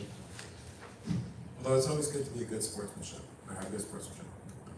Then we have the same issue again on the top of page 22. I think it's my page 22 under reporting violations. This is really the one where we're now again saying students are supposed to report violations of the code of conduct. And I think we're all, from what our conversation before was, we don't want them to necessarily be a violation of the code of conduct for not reporting things other than safety of others. Again, I just want to make sure, again, the language is expected. It's not required, it's not must, it's not shall, it's expected to promptly report. So, again, it's not technically saying, again, whatever the board wants, I just want to make sure the board understands. Okay, so The language is language. a little different than in K, that we just discussed before. But I've been in meetings of committees where teachers have said, no, we don't expect them to report other kids cheating. We'd like them to, but they don't. And if we want to do it as aspirational, I'm fine with it. You mean are expected? You don't Yeah. give them are expected. No, I'm fine with it, but it's meaningless words, so we're not going to do it. Well, it's better than we would like you to do it. Oh my goodness. Okay, let's just leave it then. Where is it listed in the next paragraph? Where is it listed who can punish and how? So it says school district staff that are not authorized to impose disciplinary sanctions are expected to promptly report violations to their supervisor. Who is able to punish? Well, it depends. Where is this detailed out so a person knows, are they supposed to punish or are they supposed to report? Well, for the most part, when it comes to suspension, the only person that can issue suspension is the principal or superintendent of schools or the board. When it comes to in-school suspension, that's principals. So is that the only punishment that we're talking about here? No, I'm just going down the list. I mean, again, if you look at the next page, 24, if you want, I can expound it out. Sometimes it gets a little granular because, for example, oral warning, anyone really can give an oral warning. When it goes up the gamut, obviously it gets a little more. Number 5, for example, removal from classroom by teachers, well, the teacher. But there are certain things in there that but the teacher can't suspend people from school transportation. But if you want, I can do it on page 24 and I can delineate. But again, some of these things are gonna get a little too. Right, no, and again, I'm still focused on the cheating part. Like, a teacher is giving someone a 0 on a test a punishment for violating the code of conduct, or is that just the teacher saying, I don't like your work because I don't think it's yours and I'm giving you a 0? It's about the kid who cheated or the kid who didn't report the cheating? Nothing to do with reporting now, we're just on to the cheating. Well, I'm on to that second paragraph, all districts are authorized to impose, nothing to do with reporting. technically, a grade is not disciplinary in nature. That's grading. Okay, So- perfect, then I'm good. So just leave it as it is, Are we up to page 23? if you want to be. There's nothing that I saw about, the ability to report confidentially. There was something about like without retaliation, but there's nothing about confidential reporting for students or in the policy. I would say that I understand and the district does have one. I'd say technically you really don't need to add it in here because this is really about the, unless you want to talk about the reporting portion of it, but ultimately you would never know the satisfaction of them actually complying with it if they're doing confidentiality because it's confidential, so you wouldn't even know. So I'm not sure the obligation or. So, Vivian, is your concern about, Going back to what Dylan was saying, Yeah. you're concerned that a student may not come forward if they know that their name will be attached to a complaint or a concern. Just removing. right, But so, how would, but let's say I saw somebody with a weapon, and I I was talking with Mike the entire time and I stopped. Let's say I saw someone with a weapon and I didn't want to report it because I was afraid. If I report it anonymously, no one's gonna know that I reported anonymously, so it's not going to affect any I changes. think just for the purpose of having it here. I mean, that's fine. So, just so people who are reading this policy who know, or the students maybe reading this who know that they're not gonna be.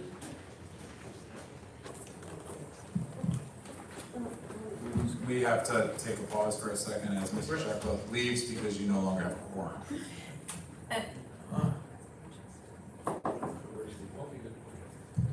I am my picture. all right, back. And we have a quorum. His wife was up there, said, I want to go home, get back here. I have my own car. Oh, then I really don't understand you.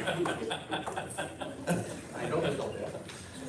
In fact, is, just in case you wonder who they were. So, Vivian, so, do you think we should put something in the code of conduct about the district, putting something into effect? That there'll be a confidential That would be great process? if we had a confidential reporting, system, that would be great, but even in the absence of that, just if the student's reading this, to just know, okay, Yeah, it's yeah, yeah. confidential, I can step forward and Is say that- something. Even if it's obvious. No, I think it'd be as simple as the district will put in place a system so that students can report confidentiality, yeah. I got it.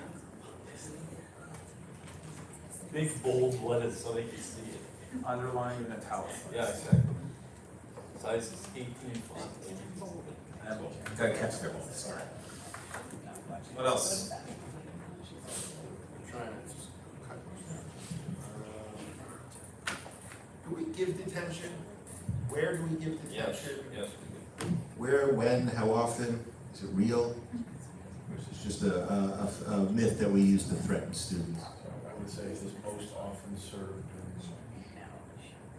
But most of our high school students don't have lunch. hence the challenge.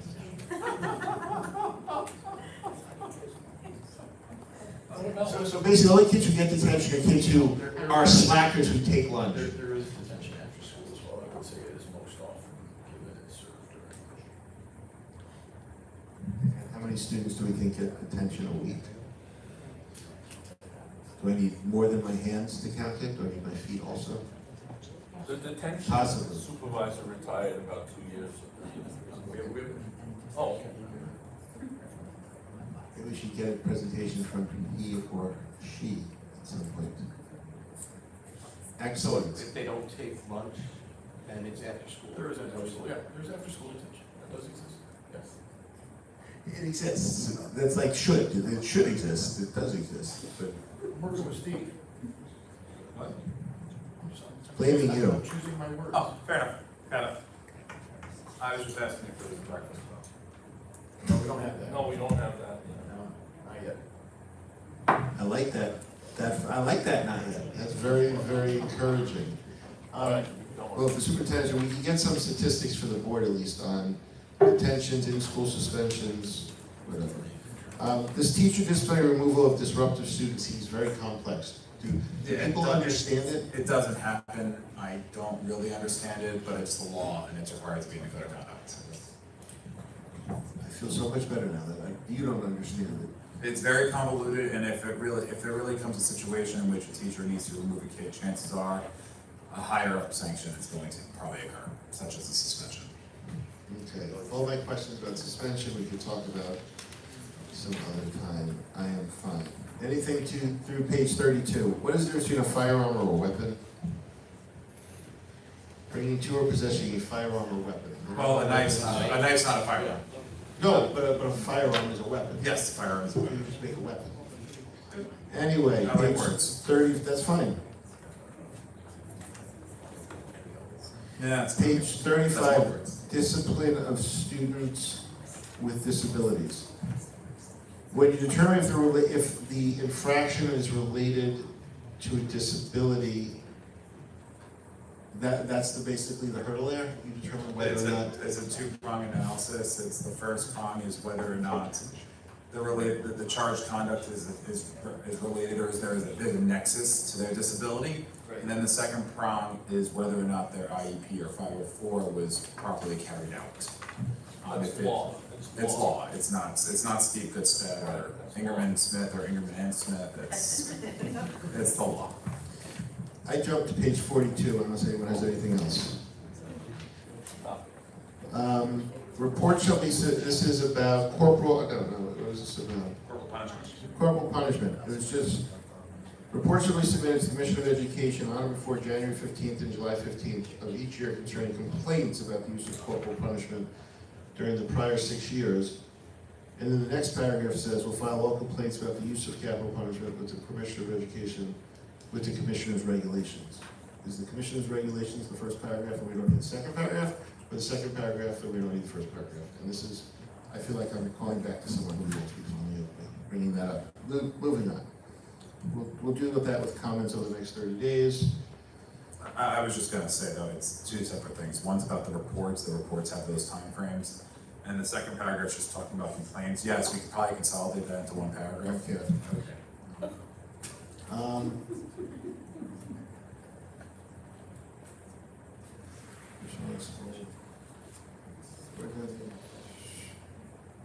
And then the only other thing, which I know you don't want to talk about, at the bottom of page 54, which pops up in several different areas, and we talked about this briefly when I spoke with you earlier today. Gender means actual or perceived sex. It shall include a person's gender identity or gender expression. One, we have, if we're using gender, we can get rid of the rest of that because we have definitions for gender identity and gender expression. But my question has to do with interscholastic sports, where earlier in the document we talk about how students cannot be precluded from participating in extracurricular activities, including sports, based on gender. Is this not a violation of federal law? No. How is it not a violation of federal law? Which I thought said that, you know what it says, what I think it says. I don't even know what words I'm supposed to use. The court's decision in BPJ versus West Virginia, which is the case which talked about transgender students playing interscholastic sports, it deferred to the states, as to the states can create limitations on who can and cannot participate in sports. As the board is well aware, New York State has indicated that transgender students can play sports. And so obviously, New York boards of education are required to comply with New York state law. So the Supreme Court did not say explicitly transgender students cannot play sports of their gender identity. It just says that states can, and in West Virginia's case they did, and it was upheld by the Supreme Court. So that's where the disconnect is. I know there's been a lot of interpretation that decision said that transgender students cannot play sports at all, or they can play sports based on their biological gender. Yes, but that case did not actually stand for that proposition. I'm sure we're going to have that decision by the Supreme Court in a couple of years. It's just not today. So as of this point in time, New York State has a rule: transgender students can play sports of their gender identity. The New York State Public High School Athletic Association has had the same rule. So obviously, if the Jericho School District wanted to take the position that gender identity does not count, I would like to, not like to think, I would probably think that Section 8 would have an issue with that and potentially could invalidate decisions or sporting events. So I would say, as of this point, the Supreme Court says states can make decisions. New York State has made its decision, and the current code of conduct as written with progressive gender identity enforces what the Supreme Court has said. And abides by New York State law. And abides by New York State law. Thank you for that sobering but factual interpretation, so. Anybody on the board have any other comments? Any administration, any of the public? All in favor of accepting the first read as amended? 3-0, thank you, Mr. Kornblum. Waiting for a mobile. The motion went before discussion. Short-handed up there, I figured it out. Getting rusty, rusty. Can you just remind people that's the 20 Yeah, Any public. comments on it? We are going to have a public hearing on the 23rd of September. The time and place, the place will be here. The time, Mr. Gustad will tell us if it's, well, we have the executive session, then we have to have a board meeting, then close it, and then come in for a public hearing. And then you did the public hearing and then close it, so I would say, like, exec starts at 6, you start public hearing at 7, and just, and then the break. In between exec and, oh, okay, I didn't know, I thought. Yes, of course. I didn't know if this was- And obviously, the district will publish it on their fancy new website. It's Wednesday the 23rd? Yeah. I believe so. I believe it's a Wednesday. There we go. Oh, you just violated code of conduct. First read. Well done. Be resolved, the Board of Education accept a donation from NYSER in the amount of $1,000 to be used towards Superintendent's Conference Day. For those not in the know, NYSER is the New York State Insurance something. New York Schools Insurance Reciprocal. There we go, New York Schools Insurance Reciprocal, was it? Yeah. Superintendent Conference Day are those 2 days before the first day of school where the superintendent gathers his best friends and family, otherwise known as his staff, administrators, and employees, to go over plans for the upcoming school year. Always a hootenanny. So, thank you to NYSER. All in favor? Oh wait, no, I need a motion. Motion to accept. Thank you, Dr. Maltrand. Second. I second the acceptance of, okay. I will second the acceptance of NYSER's $1,000. All in favor? 3-0. Do we not have another resolution?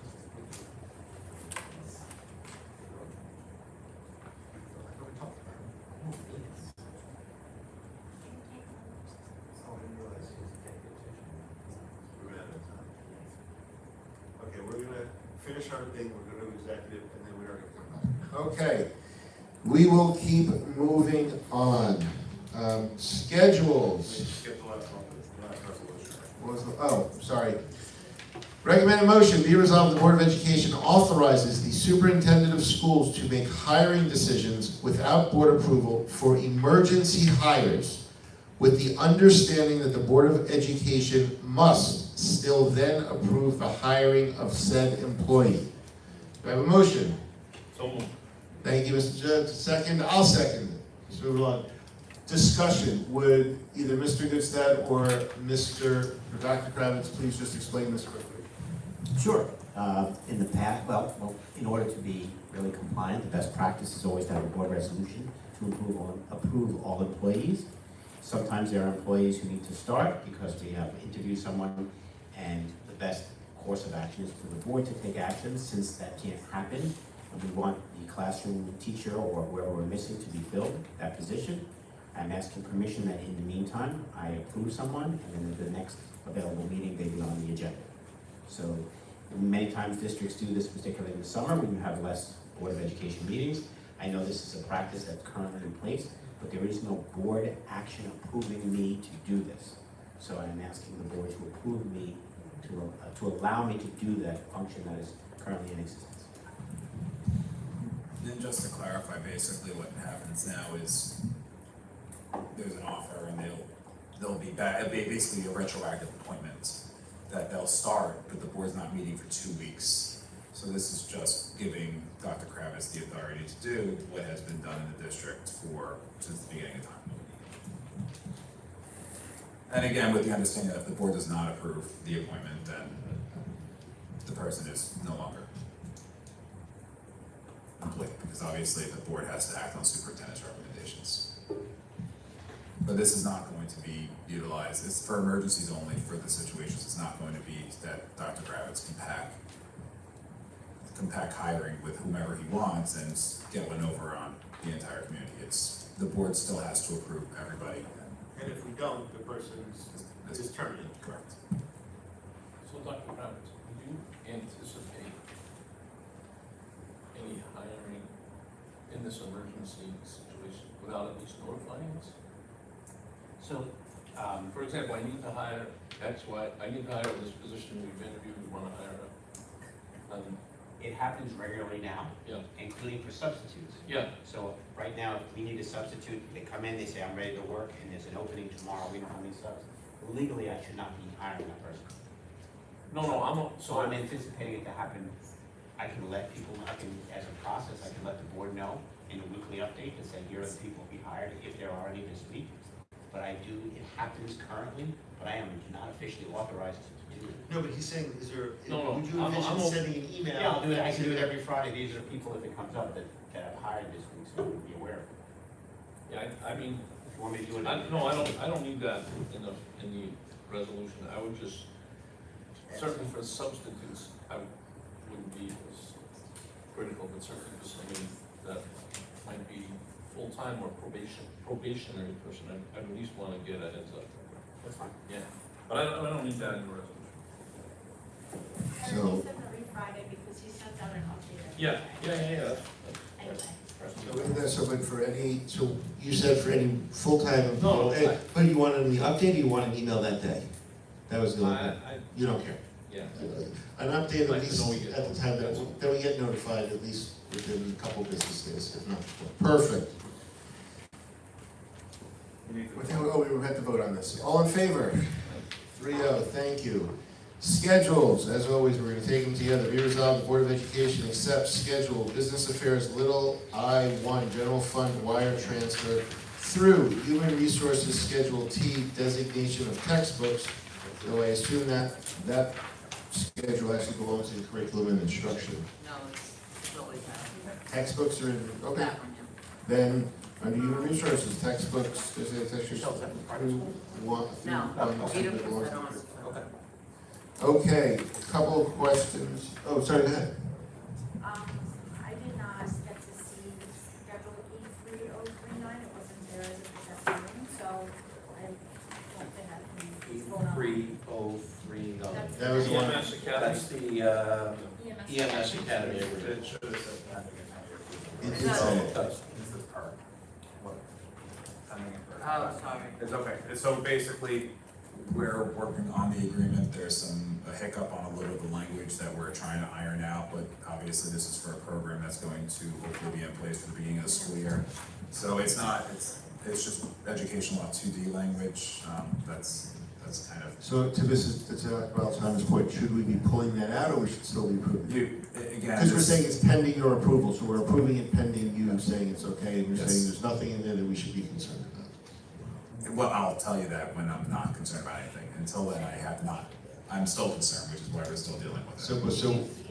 no, I haven't No seen one, it. no one saw it. No one's seen it. It's an agreement for EMT service, for EMT classroom curriculum.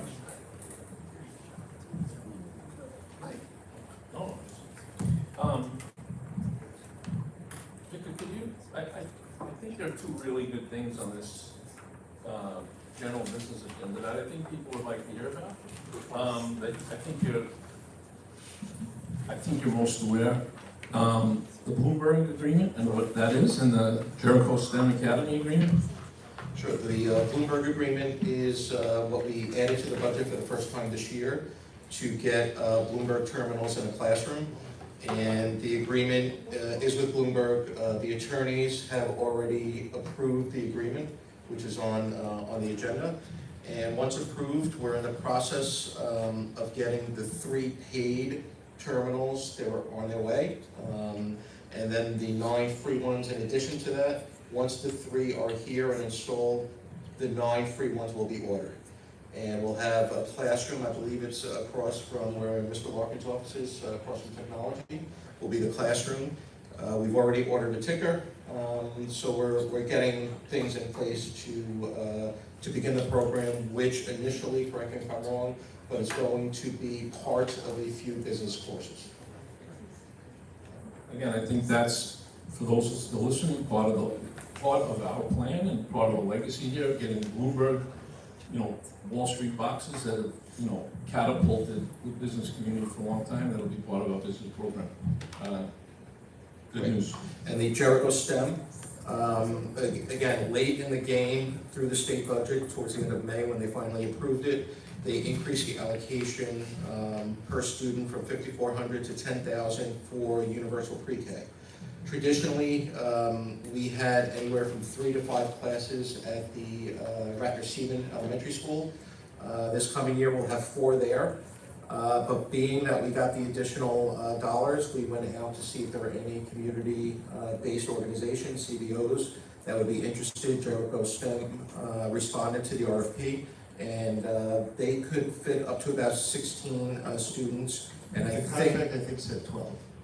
They could fit up to 16. The contract says 12, and they're actually, for the first year, I think only about 6 or 7. That they're taking? Yeah. Right now, yes. Yeah, 6 or 7 students.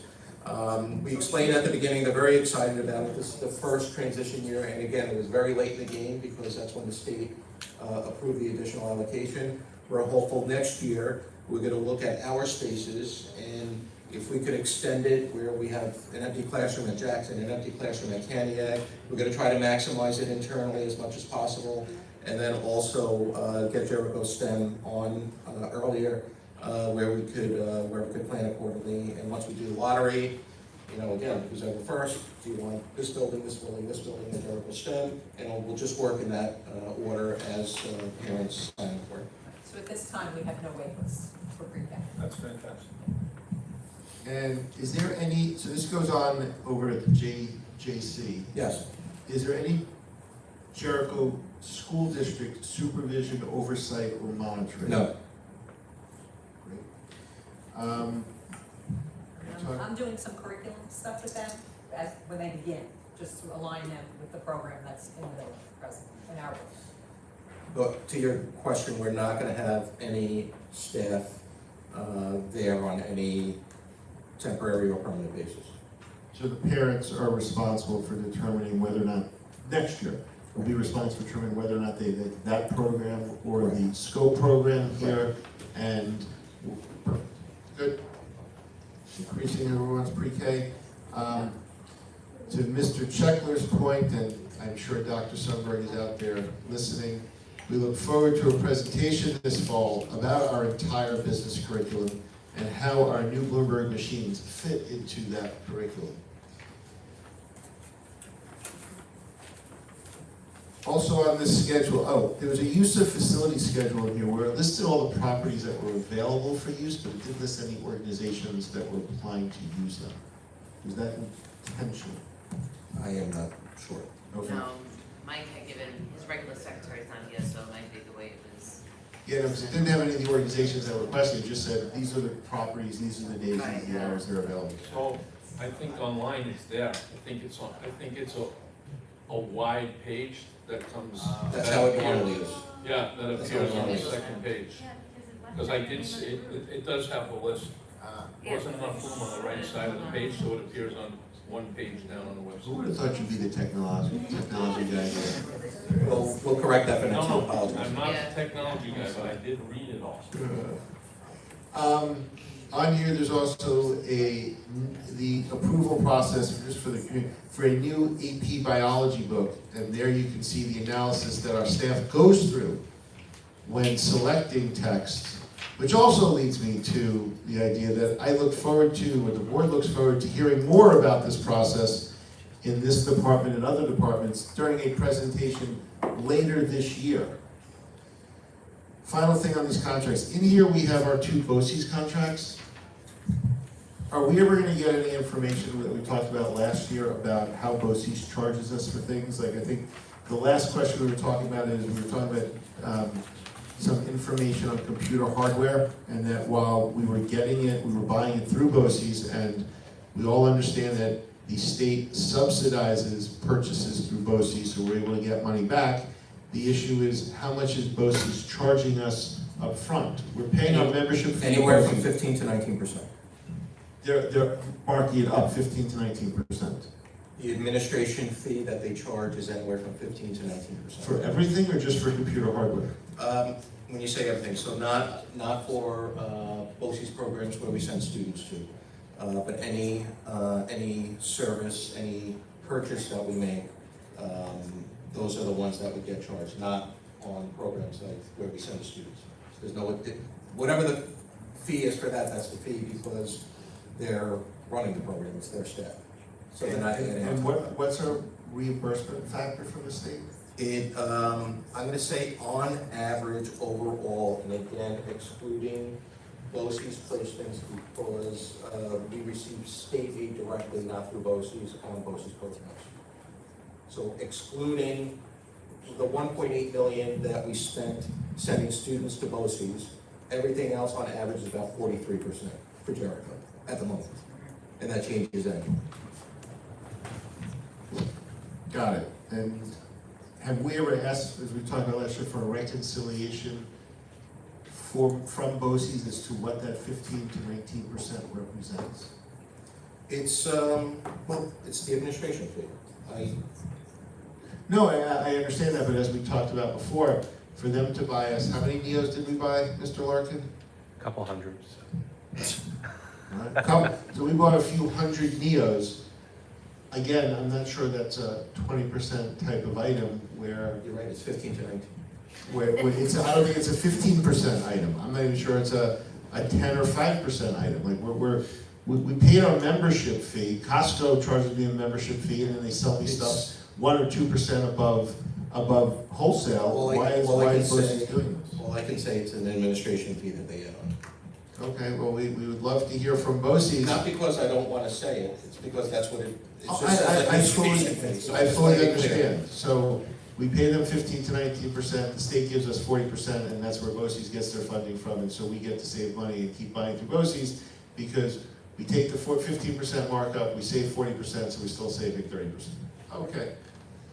Sounds like a perfect government organization. Hey, Who doesn't want to it helps reveal again. AP numbers to the public. And again, as a board member, if you have the choice of spending this much or end up spending this much, which are you going to choose? 100%. It's a very captive market. I'm sure if you went through the BOCES budget, you'd get some view or some analysis of what goes to their administrative expenses. I've gone to the BOCES budget meeting 2 out of the last 3 years. I've been to that meeting. It's quite a document. It's quite, so again, what's the word?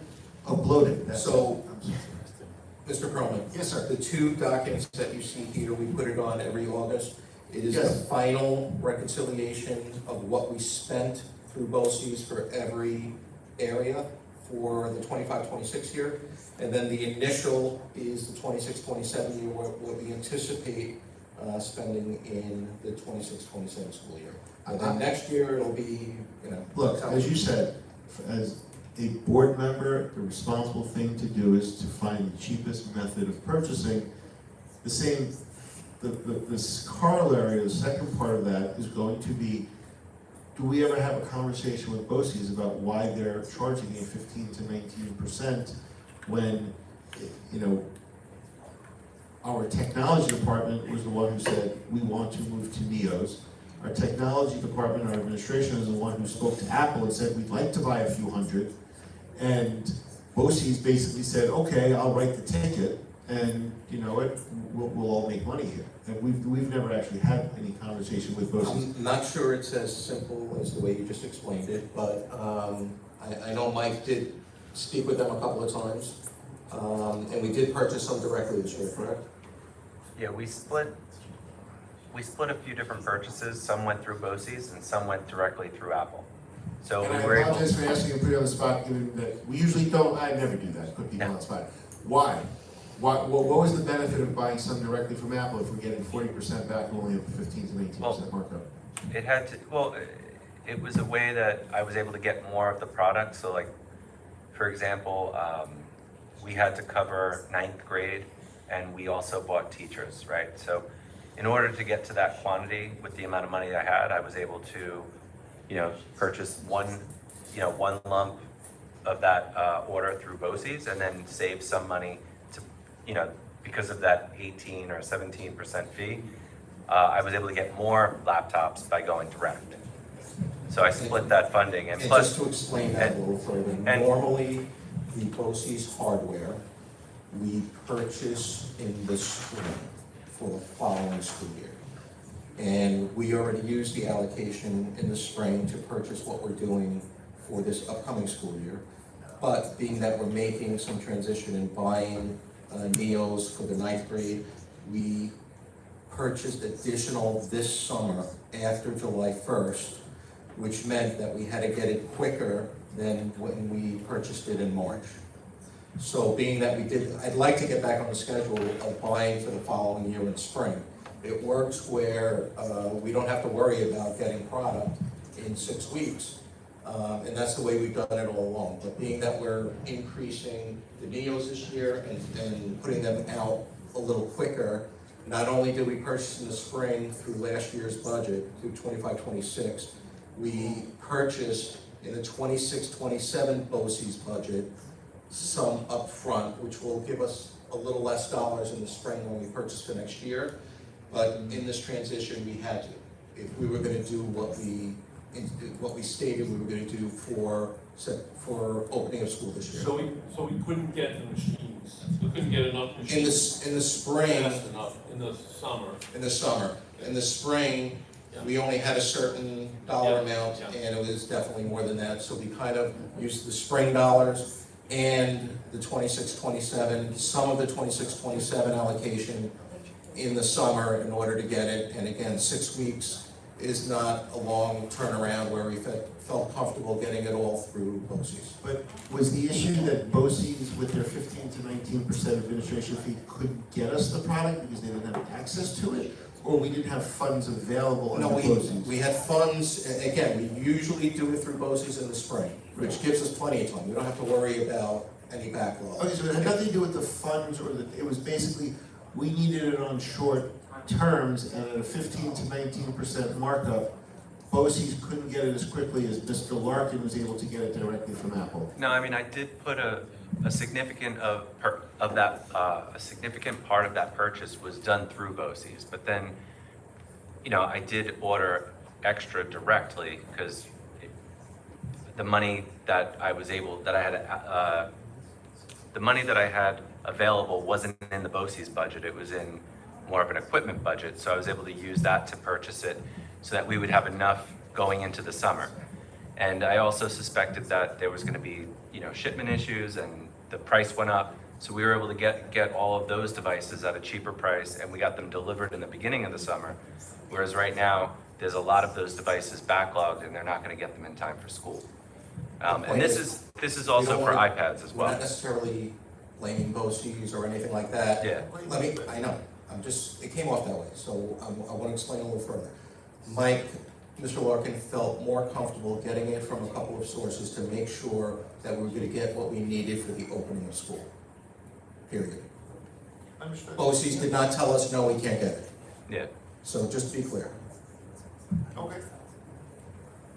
But you were concerned about the We delivery wanted to make timing. sure Yeah, okay, we got it. that we follow through with the superintendent's wanting to get this and the board wanting to get this. Yeah. All right? All in favor of approving these schedules? Yes, I'm sorry, Dr. Maltante.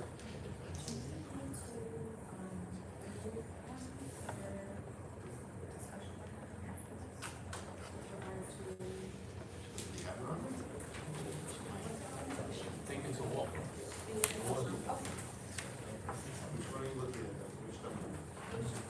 Probationary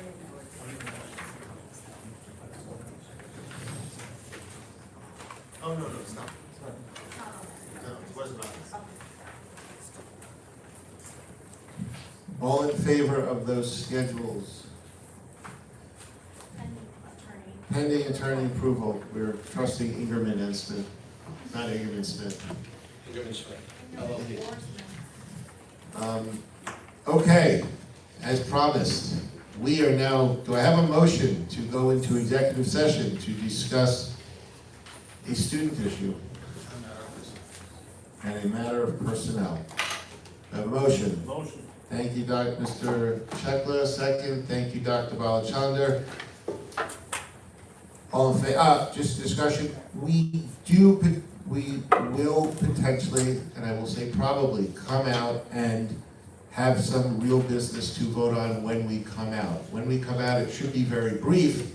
We do not know how long we'll be in there for, but we will come out of executive and still have a couple of other things that we're going to vote on. We would love for you to stay, though we fully would not have our feelings hurt if you didn't.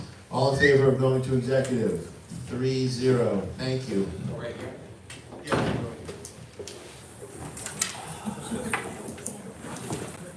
We'll still ask you about that.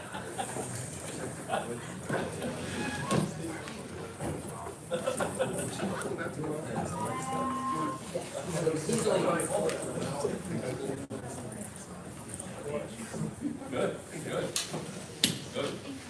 Thanks, Dylan. I got too much fun.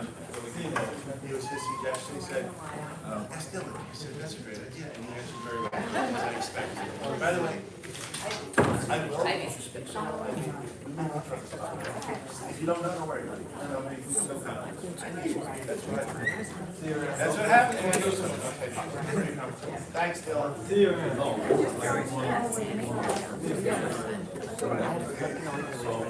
One of these, okay, And the figure schedule.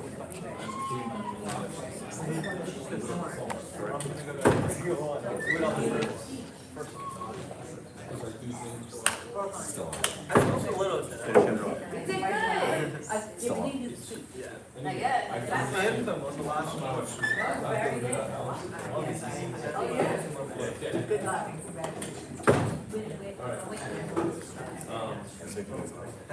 Have a wonderful evening and with a lift. Bye. Yes. 11 days. 11 days. 3 weeks. It's the last week and he said 11 days.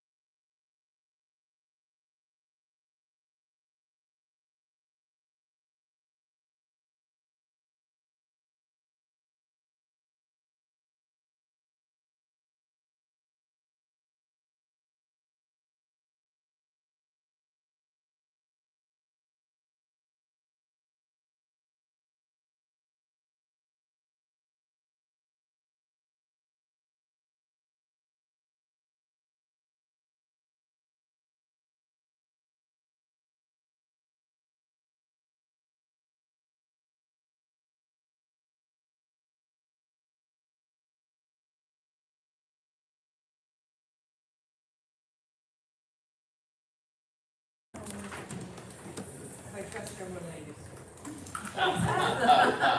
do. Thank you, loyal followers. We're back on, Mr. Larkin. Thank you so much. We have our new, too many words. We always have these lawyers on the board who are just, I don't want to say they're like, but particular. Motion, the following resolution is prepared for the board's consideration. Resolved that upon the recommendation of the superintendent of schools, the Board of Education hereby approves the following resolution. Whereas the parent of a student with a disability has indicated an intention to file a due process complaint against the Jericho Union Free School District concerning the 26-27 school year, and whereas the parties wish to settle their dispute to avoid the cost, diversion of time, and uncertainty of litigation, now therefore be it resolved that the district's Board of Education hereby authorizes settlement of the parents' dispute in accordance with the terms of the stipulation between the parties, said stipulation having been reviewed and approved in executive session by and with the Board of Education and counsel for the Board of Education, and be it further resolved that the Board of Education hereby authorizes the superintendent of schools to execute the above-mentioned agreement, and be it further resolved that the Board of Education hereby authorizes the district's attorney to execute any and all other documents necessary to effectuate said settlement, and be it further resolved that this resolution shall take effect immediately. Do I have a motion? So moved. Thank you, Mr. Chekla. Second, thank you, Dr. Balachandra. Since we can't discuss it, no discussion. All in favor? 3-0.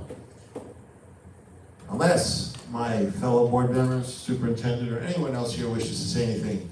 Being that all business has been completed, do I have a motion to adjourn? Thank you, Dr. Balachandra. Second, I'll second the motion. Never know with this guy. We look forward to seeing all of you at our September 23rd hearing, and I know, but I can't talk afterwards. Then we're going to be done. September 23rd meeting, where before which or during which we're going to have a hearing on our code of conduct. Please study up. Oh, shoot, I forgot. We also have a meeting on, is it the 10th or the 9th? 9th. It's Wednesday the 9th, right? It's Wednesday the 23rd. Hold on, let me check. It's September 9th. Yeah, I thought it was 24. I don't know, I'm listening to you people. Hold I on. had the 24th. Yeah, 24. 24 sounds It's a good. Thursday. That's a Thursday the 24th. Yes. I remember thinking. You are all correct. Wednesday, September 9th, and then Thursday, September 24th. Perfect. All in favor of adjourning? 3-0. Have a good evening. Thanks, guys. Yeah. Can I give you this? About tomorrow, you got tomorrow? I might have. Oh, you're. Oh. So then.